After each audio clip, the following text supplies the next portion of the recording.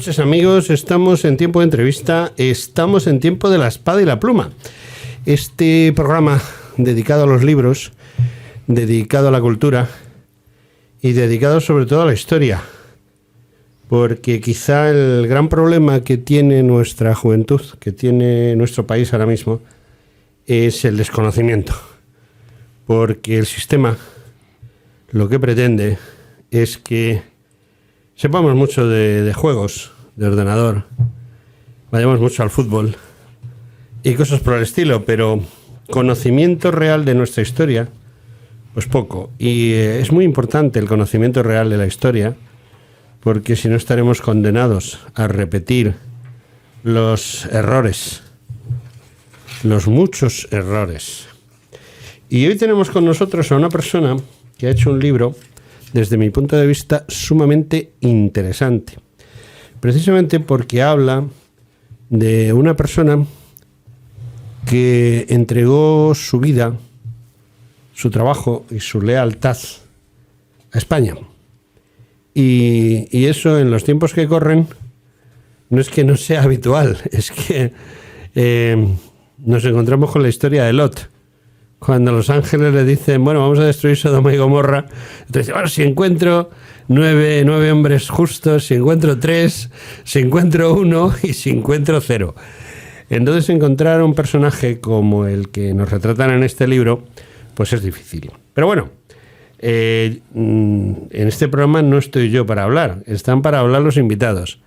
Y tenemos a Pedro González Murillo con nosotros. Buenas noches, Pedro. Buenas noches, José Antonio. Bueno, Pedro, hay que tener muchas ganas de escribir historia para meterse a hablar de un personaje como el que tú hablas en este libro. Personaje difícil, un hombre difícil, con unas convicciones muy claras y que en su momento no tuvo ningún inconveniente en pararle los pies al hombre más poderoso del momento en alguna ocasión.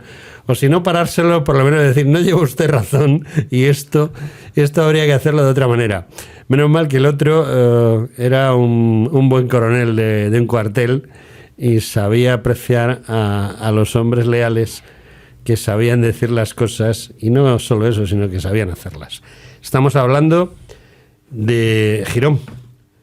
Girón fue el creador del sindicalismo vertical y sobre todo fue el creador de todos los bienes sociales que creó ese sindicalismo vertical.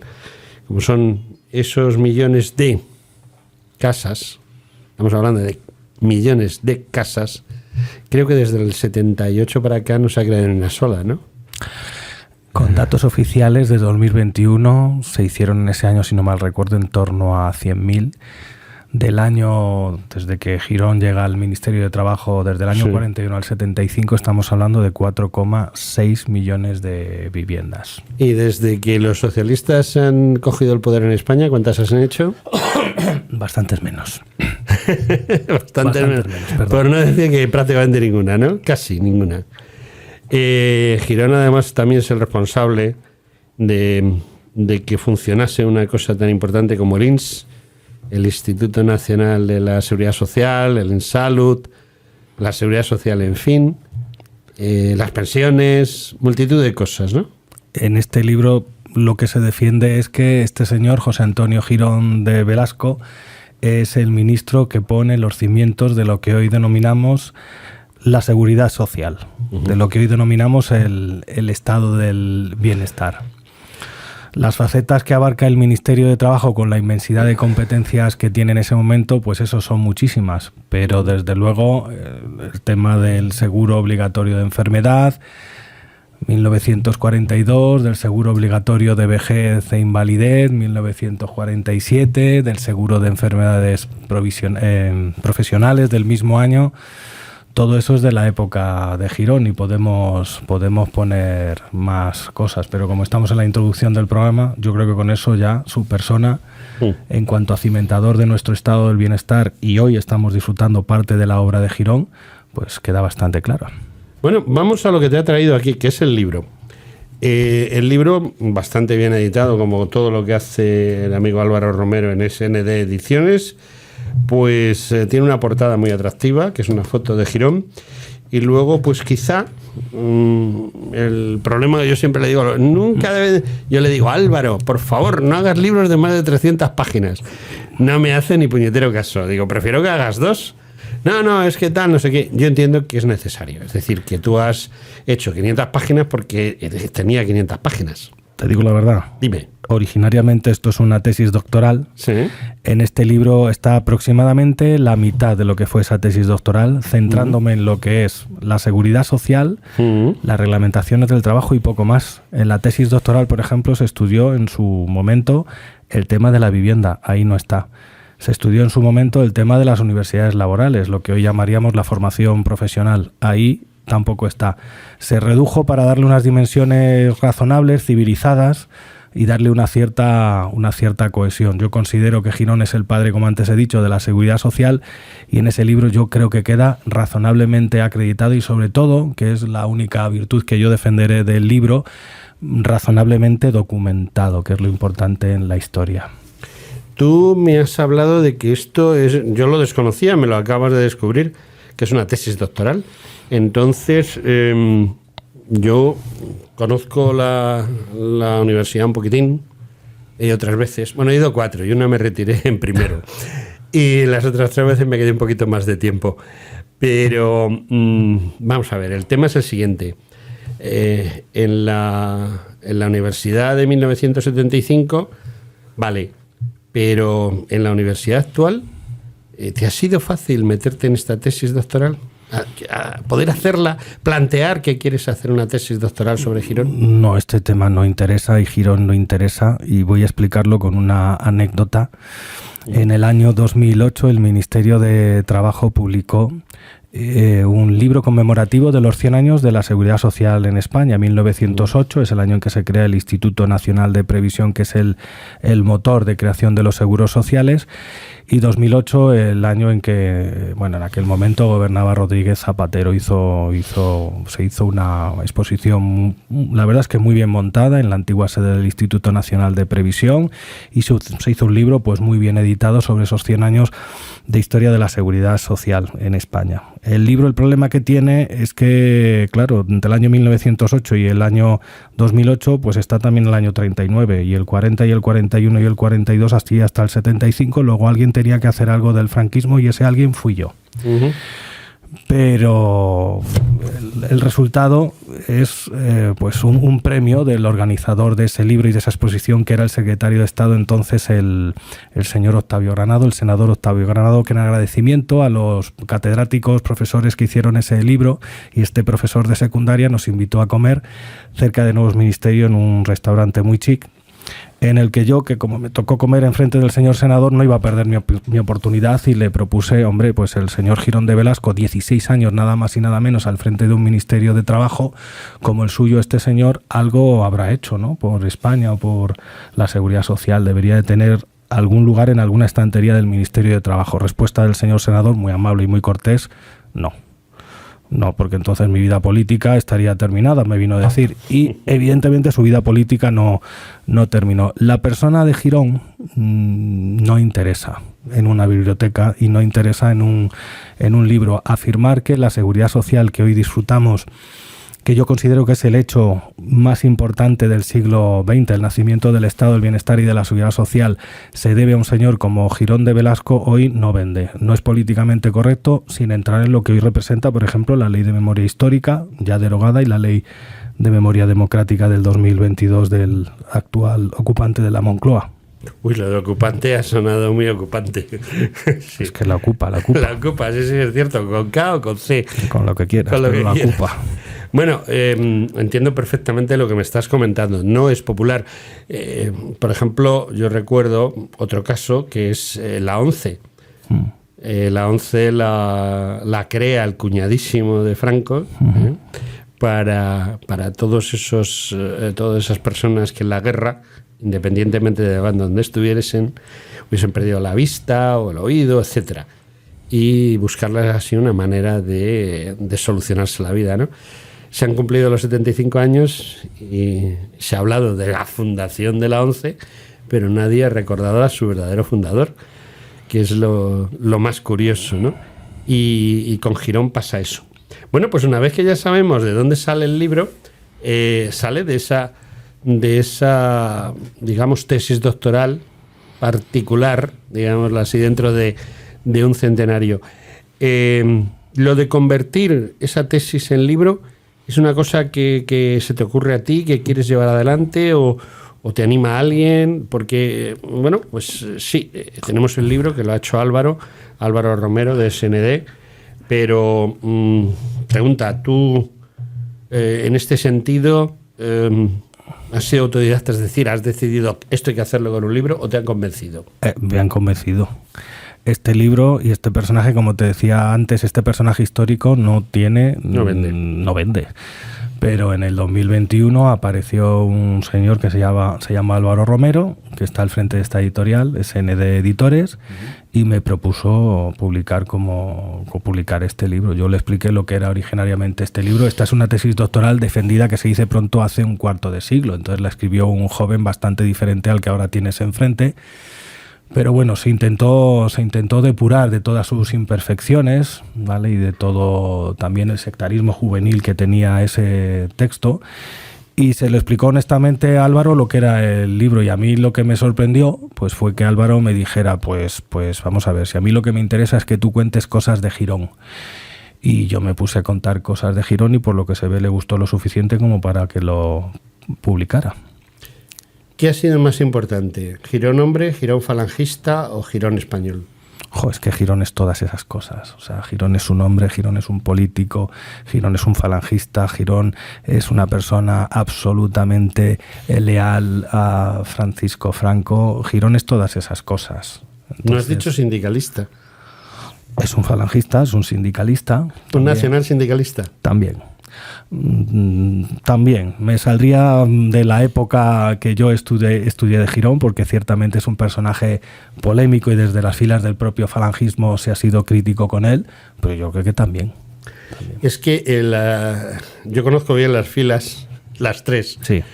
Bueno, hay una cuarta, pero bueno, las tres más importantes, ¿no? Entonces, quizá los que se autodenominan auténticos han sido quizá los más en contra de Girón, por decirlo de alguna manera. Suavemente, iba a decir otra cosa, suavemente. Los más en contra de Girón han sido los auténticos. Sí. Sin embargo, él ha sido más oficialista, más de las Jons, más de la falange española de las Jons, la de Raimundo Fernández Cuesta. Cierto, estoy de acuerdo. Que en un momento dado ha sido muy denostada porque era demasiado tradicional, pero sin embargo el paso del tiempo pone cada uno en su sitio, ¿no? Sí, efectivamente.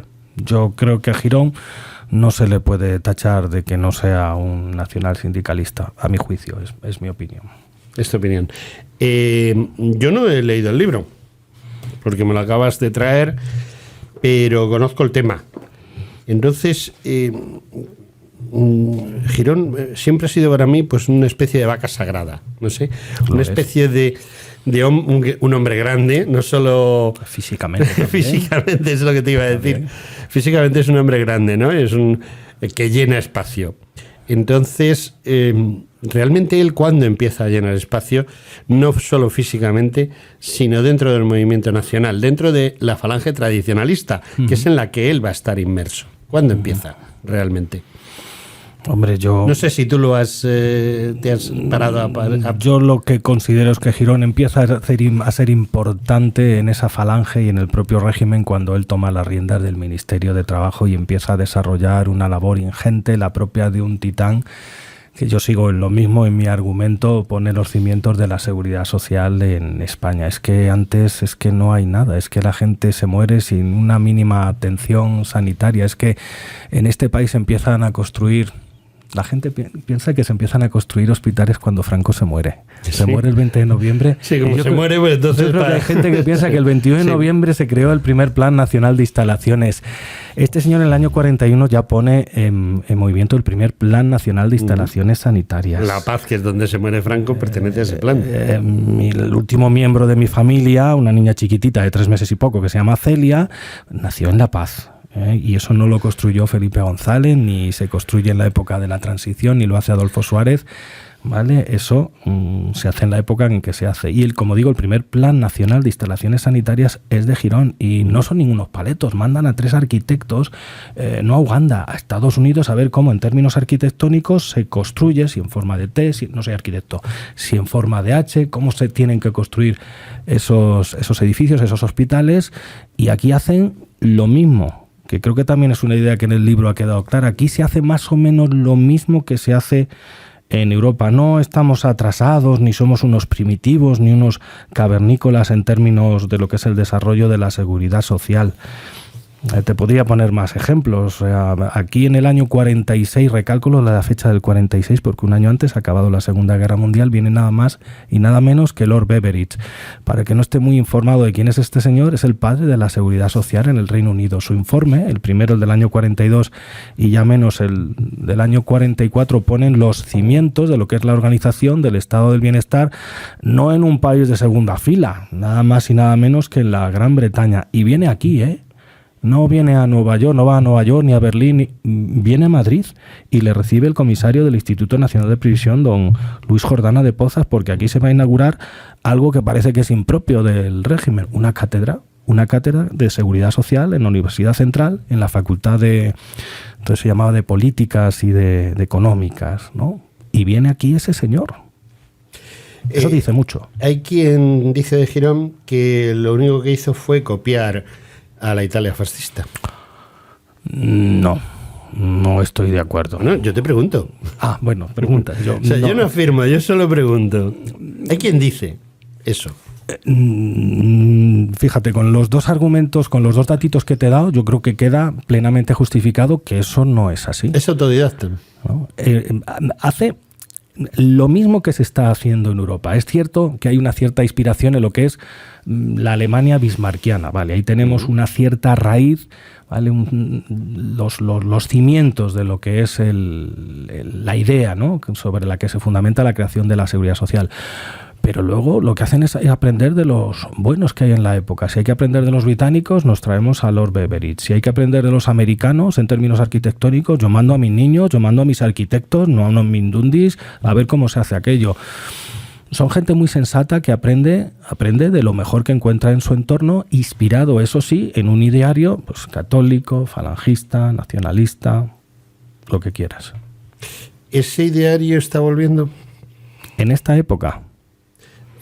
Hace un rato he entrevistado a otra persona en el otro programa que antecede a este y hemos estado hablando de que hay un cambio de dirección en la política y en la situación, que la gente está despertando.